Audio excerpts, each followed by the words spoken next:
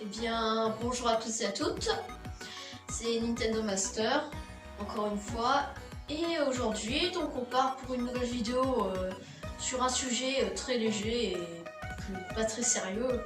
En même temps, est-ce que des vidéos sérieuses sont déjà sorties sur cette chaîne? Je ne pense pas. Donc en ce moment, s'il y a bien quelque chose qui nous manque, c'est les annonces. Donc quand je dis annonce, moi je mélange trailer et pub, hein. Je mets tout dans le même sac.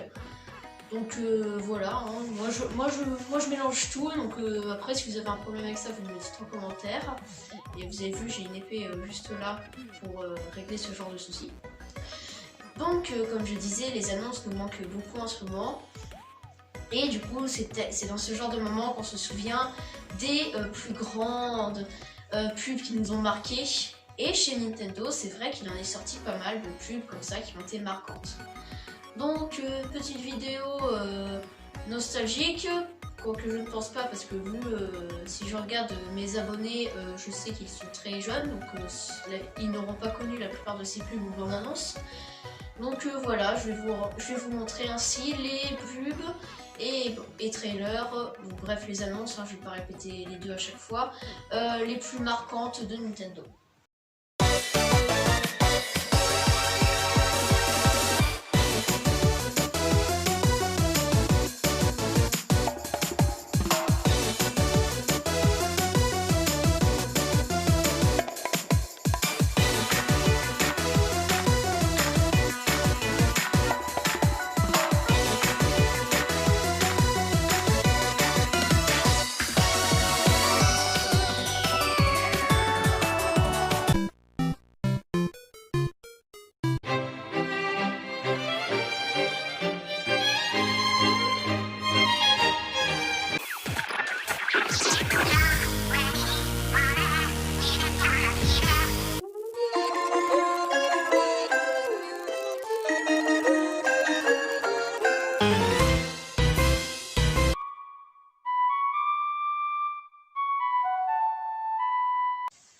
Donc nous commençons avec deux pubs de Nintendo. Là je vous vois déjà arriver à me dire ouais mais tu nous fais une vidéo sur les pubs de Nintendo et tu parles même pas de Nintendo, c'est n'importe quoi. Mais en fait je vais parler de pubs qui sont quand même en lien avec Nintendo, je suis pas non plus totalement idiot. Mais il faut savoir qu'à l'époque de la Nintendo 64 et de la PS1, Nintendo s'en prenait vraiment plein dans la tête. C'était vraiment, on aurait dit un gamin qui s'est harcelé à l'école. Nintendo la victime. Franchement, les autres compagnies de jeux vidéo, ils lui mettaient dessus en disant que la Nintendo 64 était nulle, que les performances étaient complètement nazes par rapport aux autres machines. Et du coup, ça a donné quelques pubs très sympas où Nintendo se prend quand même quelques coups. Et donc, je vous présente la première tout de suite. Donc vous la voyez apparaître à l'écran, c'est la pub de Sega. Donc le Sega il fait une pub juste pour sa console et en fait comme vous le voyez dans la pub, il se compare à une grosse voiture de course sur laquelle il y a sa console où on voit les jeux comme Sonic, Echo the Dolphin dessus et elle va hyper vite, c'est une vraie voiture de course et à côté on a un vieux taco avec derrière une Nintendo 64 avec le jeu Mario Kart et qui va à 2 à l'heure. Donc voilà, c'est une pub assez marrante hein, finalement, mais voilà, Nintendo il s'est quand même pris un gros coup dessus. Bon, donc voilà, ça c'était la première, et il y en a une deuxième où Nintendo qui a été marquante et où Nintendo s'est pris des coups, c'est la pub du premier Crash Bandicoot. Alors celle-là, elle est très marrante. En gros, c'est un gars déguisé en Crash, déguisés en Crash Bandicoot qui arrivent devant les locaux de Nintendo et qui leur crient que leur console soit à la ramasse par rapport à la PSA, tout ça. Et donc ils se comparent. Bon, la vidéo elle vend pas très bien le produit, hein. On va avouer que après ça, moi j'ai pas spécialement envie d'acheter le premier Crash Bandicoot. Mais c'est vrai qu'elle est quand même assez marrante avec ils sont quand même cassé les pieds à faire un costume de Crash. Elle est assez marrante. Voilà. Donc voilà pour les pubs marquantes où Nintendo s'en est pris. Et là, on entame vraiment le vif du sujet avec les pubs Nintendo. Et on commence tout de suite avec la première qui est la pub de Smash 64. Donc oui, donc on continue dans les costumes hein, parce que il n'y avait pas que Sony pour faire ça. Hein. Nintendo aussi, il en a fait. Donc notamment celle-là où on voit les personnages marcher gentiment et d'un coup il y a Mario qui se met à frapper sur Yoshi, puis après Donkey Kong frappe Mario, après ils éclatent Yoshi et c'est agrémenté de quelques passages du jeu Smash Bros. Donc voilà, c'est un rendu légèrement douteux, faut le dire quand même que ils sont les quatre là, donc Donkey Kong, Mario, Yoshi et Pikachu, c'est des costumes, ils sont en train de se taper dessus. C'est assez étrange, mais bon, pourquoi pas. Moi je trouve que ça montre un petit peu ce que propose le jeu finalement, c'est un jeu de combat quoi. Donc faut pas s'attendre à autre chose. Et donc, Nintendo, pour Smash, il aime bien faire jouer des personnes réelles comme cette pub qui franchement va peut-être parler à beaucoup plus de monde car elle est très récente. Enfin très récente, c'est quand même sur Smash Wii U. Et c'est en fait l'arrivée des mines dans Smash. Et pour ça, en fait, ils ont fait jouer le directeur du Nintendo et le directeur du Nintendo américain. Alors, je me souviens plus du tout de leur nom, c'est très difficile, c'est assez difficile à retenir. Et en fait, ils se battent, donc ils sont les deux, là, ils jouent, et c'est très bien fait, je trouve. On les voit vraiment se battre, et après ils s'assoient, et ils jouent à ce match, on voit les combattants mis.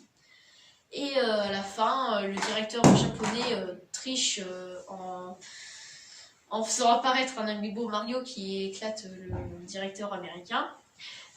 Donc on retourne dans les costumes avec le jeu Donkey Kong Country sur Game Boy Advance. Et là, franchement, si la SPA voyait ça, elle lui pètera un câble parce qu'en gros, ils ont fait monter un gars en costume de Donkey Kong sur une autruche. Voilà. C'est tout, on voit juste un gars sur une autruche avec quelques images de gameplay. Et bon, en soi, c'est vrai que ça vend assez bien le jeu parce que, enfin, assez bien le jeu proposé de monter sur des animaux, ils ont fait référence à ça. Mais c'est vrai que c'est un petit peu bizarre quand même. On espère que c'est pas une vraie autruche parce que sinon, bah, Nintendo a quand même des graves problèmes psychologiques. Ah, donc prochaine pub, on reste dans le thème des trucs armes, mais là on va vraiment arriver sur des trucs qui ne donnent pas du tout envie de jouer au jeu. Hein. Donc la pub de Yoshi Island, c'est une référence à une pièce comique où quelqu'un mange beaucoup et finit par exploser. Et du coup ils ont fait ça, t'as des images de gameplay, en même temps t'as un homme qui mange, et après il explose et il y a une explosion de vomi. Après tu veux acheter ce jeu, donc Yoshi Island, ça donne pas vraiment envie d'y jouer quoi. Tu montres cette pub à tes parents, ils ont pas forcément envie d'acheter ce jeu. Ils se sont fait quand même quelques ratés hein, dans les pubs, il n'y en a pas que des excellentes. Et on va rester dans le thème de on mange tout et n'importe quoi avec la pub du premier Kirby. Bon, c'est un peu logique parce que le but de Kirby c'est quand même de manger tout et n'importe quoi. Et comme c'était le premier jeu de la saga, c'était difficile de faire une pub et du coup, bah, les Japonais ils ont le droit à la pub que vous voyez, c'est-à-dire un enfant qui dessine Kirby et puis qui se fait manger et se faire cracher dans une étoile. Donc voilà, c'est assez particulier comme pub. Hein. Donc voilà, Nintendo, il aime bien faire des pubs un petit peu particulières. Hein. Mais voilà, après tout, peut-être pas trop mal débrouillé, je sais pas. Non, en vrai, ils sont totalement ratés. Je sais pas, t'as pas envie d'acheter un jeu, ce qui est censé être familial, alors que là, ça fait limite un petit peu jeu d'horreur. Hein. Quelqu'un qui mange un enfant fait un petit peu peur, je trouve. Bon après c'est vrai que j'ai un peu peur de tout et n'importe quoi, donc je ne suis personne pour le juger. Donc n'hésitez pas à me mettre un commentaire pour dire ce que vous en pensez. Ensuite, donc là on va peut-être se calmer sur les pubs. On va partir sur les pubs qui peuvent facilement faire des cauchemars à certains enfants un petit peu facilement influençables. Donc avec la pub de Super Mario RPG, où en fait les Japonais ont le droit à une pub avec des plans de piranha qui chantent et qui expliquent le but du jeu. Donc voilà, c'est assez bien fait, mais quand même, si un enfant qui a peur facilement, il verrait ça, il ferait des cauchemars quoi. Donc, puis voilà, par contre, il y a bien des images de gameplay, tout ça, ça vend plutôt bien le jeu. Bon, après, je comprends rien au japonais, donc je sais pas ce qu'ils disent, mais je suppose que c'est quand même une pub qui vend très bien le jeu, même si elle est un petit peu bizarre.